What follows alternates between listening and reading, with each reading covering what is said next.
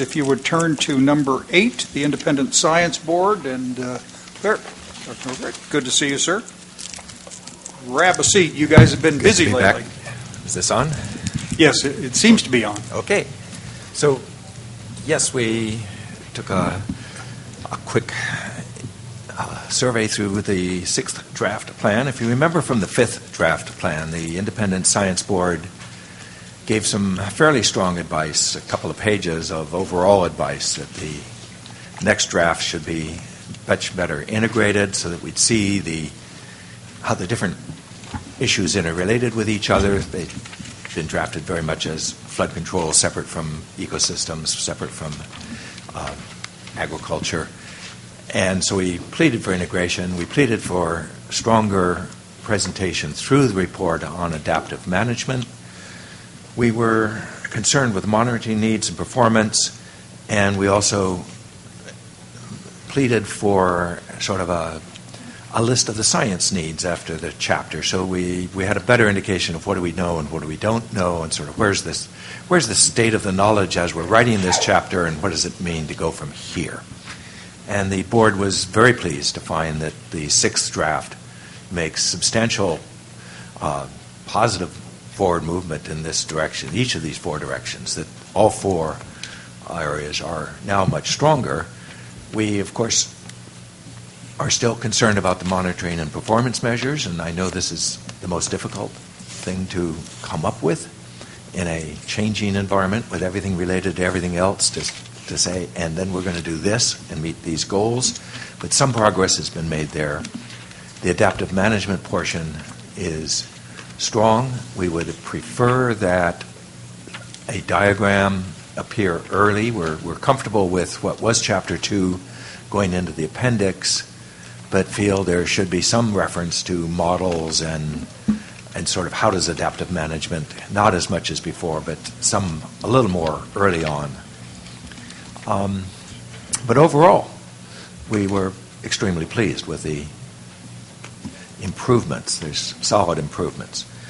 We have 18 pages of comments. I need to reiterate that these comments are not quite simply a compilation of individuals' comments. In some chapters, we had multiple individuals commenting, and those were aggregated and synthesized.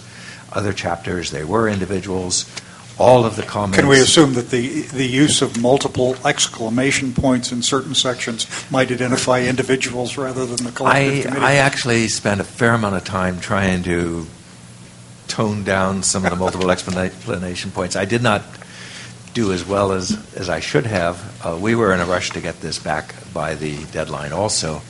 So yes, you will see language that reflects individuals and presentation styles that reflects individuals still. Members, the letter came from the Science Board on the 12th, 2 days ago. I have speedily gone through it, but I have not systematically. And I know, Joe, I think some of the things that I saw actually are reflected in the staff errata sheet already, but that errata sheet was prepared before you had the full science report. So I am certain an update of the errata sheet is going to catch a bunch of these things as well. Yeah. A lot of this is, very simple editorial that this sentence isn't complete, and but hopefully we have some substance in there too. Good. All right. Questions on this, members? Questions on this? Oh, I'm sorry, Felicia. Yeah, just a quick question. The integration point, I think, was well taken. And is your mic on? It should be now. Yeah. Okay. The integration point is one that I think was well taken and that I agreed with. I'm sort of curious, as I went through this draft, we still haven't gotten to the point where we explain how the hip bone's connected to the thigh bones, because the only way this works is that all of these things have to happen. That was one of the virtues of the Delta Vision report, was that indicating it's not one or another, it's all of them, and that the linkages are really important to having a full package. Yes. And I'm sorry I haven't looked at what was in the materials from the independent. Do you have suggestions on what more ought to be done? Because that was one place where I saw some, but not enough. Yes, and this is extremely difficult to talk about everything while also having a linear flow covering subjects by subjects to sort of have that big picture all the time. Board members found that there were more indications that there were being trade-offs would be made, that there were places in the existing write-up where we do see that if you go for this, then that means we'll probably have to lose something someplace else, which was pretty much absent before. They were much more separate in their earlier form. So admittedly now it shows up maybe every third paragraph you get a feeling that this is being stated in the connection of the whole system. It's very difficult to go much further than that, and I think the scientific community as a whole needs to learn how to write that way much better. And so we did feel there were improvements, but of course it's a tremendous challenge. Yeah, I was trying to think about how to do it without being completely repetitive. So, one thing would be to write out how this is all connected, either section or sidebar that is a guide early on to people reading the document. The other way is to do it the way some primers do, in a way, which is at the end of a chapter to say, okay, so now we've got this, and here's how it's connected now. And each chapter you could add how they all come together. But I was just curious as to whether there was a common way to do it in a scientific document you'd seen, but it sounds like there's not. I think as we get stronger models of these interrelationships, the scientific community itself will be better able to speak to the interrelationships. Whether we will actually have those models sort of in the public mind at some level, that's really, the communication really has to be its reception. And how well, I think this is just the problem we all have to be working on is everybody needs to always be thinking about the delta as a whole and all of its interconnections.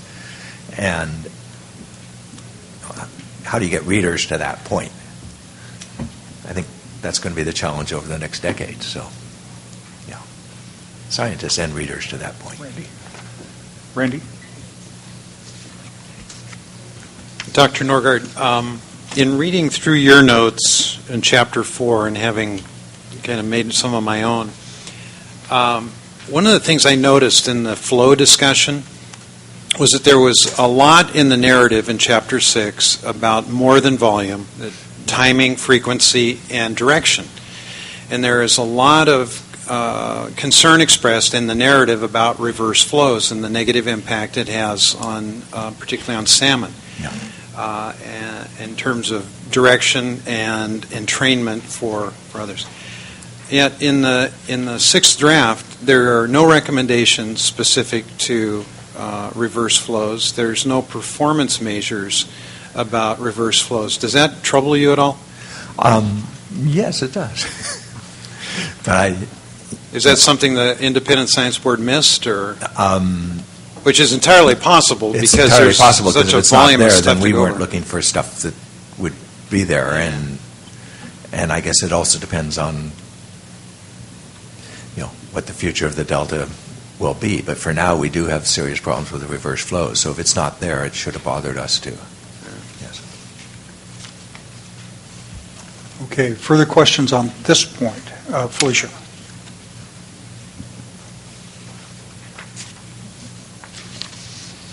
Oh, Okay, then let's go to Attachment 2, the second item of your report. so this is a memo to BDCP.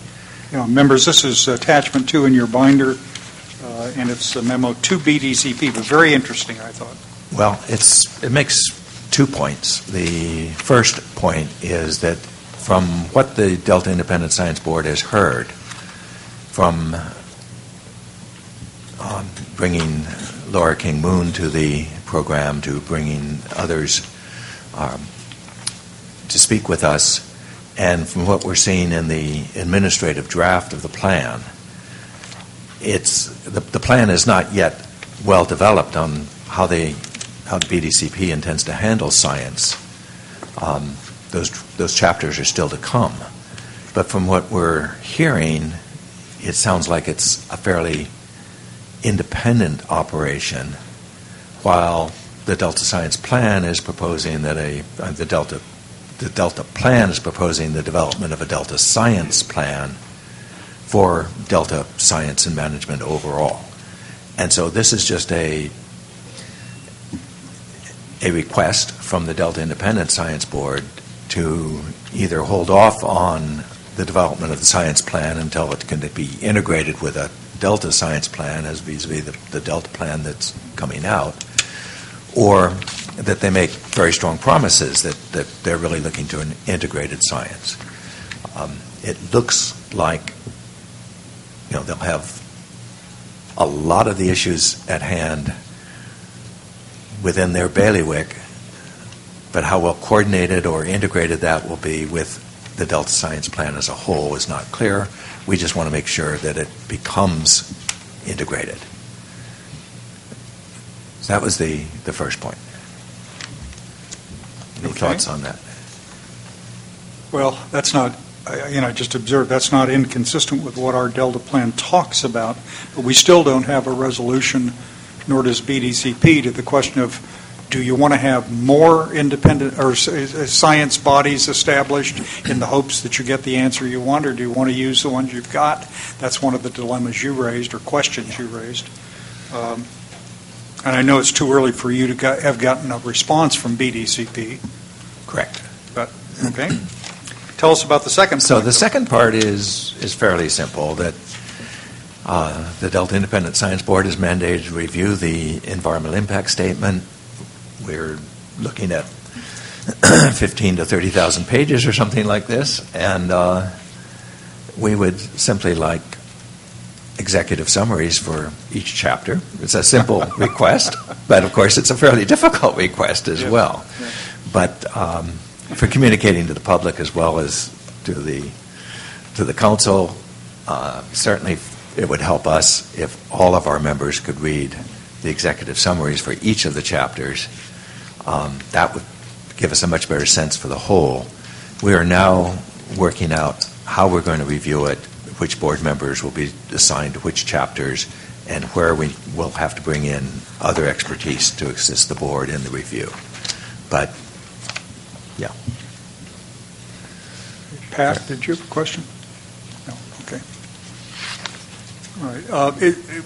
Would you? You've attached to the letter to BDCP or the discussion, the research and monitoring stuff. On that specifically, maybe you could just tell us what your views are on that.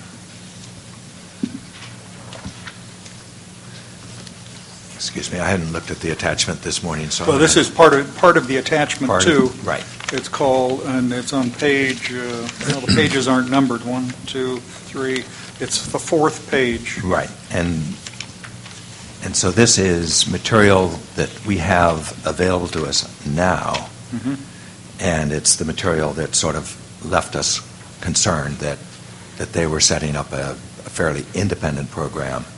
Especially, it was the monitoring that they're setting up that doesn't look like it's integrated with a Delta Science Plan, and they needed to establish monitoring criteria for obvious reasons to fulfill the requirements of the law to say, yes, we have habitat management protection program going here, but it doesn't actually say how those monitoring programs will be integrated with existing monitoring programs or folded into or work from. So that's some of the material we had to work with that led us to be concerned.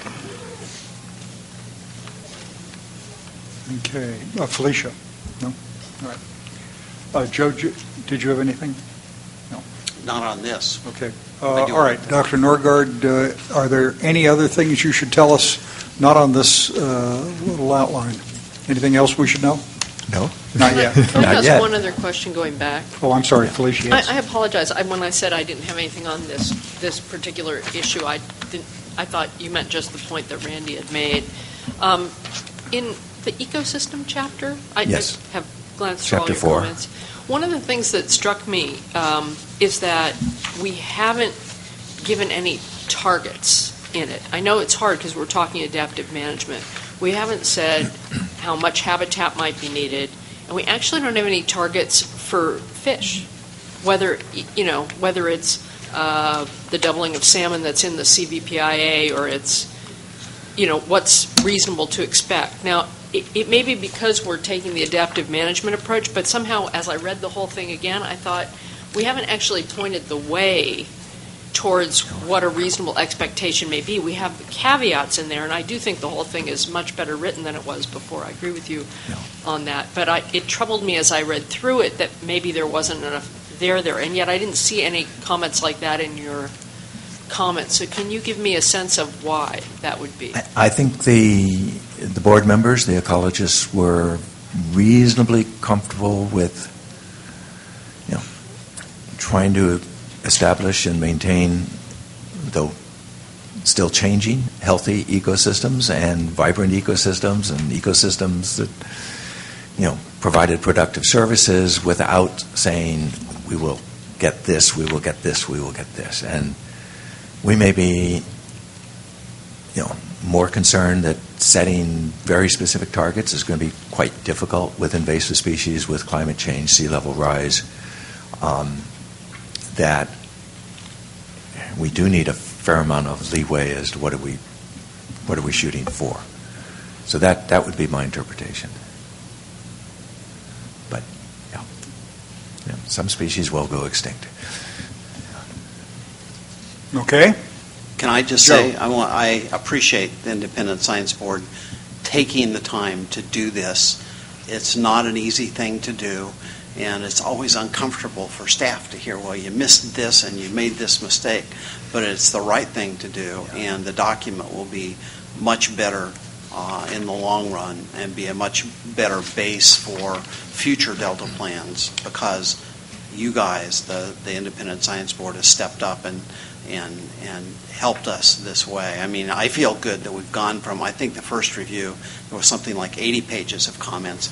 We're down to 18. So we're making progress. Thank you. Thank you, Joe. We're pleased to do this. It's something we do frequently. And my apologies for not getting the triple explanation points out and some of the language we use, because we're not used to doing this in public, which is very unusual. Frequently things are blind reviews, and nobody knows who's actually saying them. But we'll learn on the science plan. Now everybody knows who's saying it. Okay. Yes. Thanks. Thank you very much.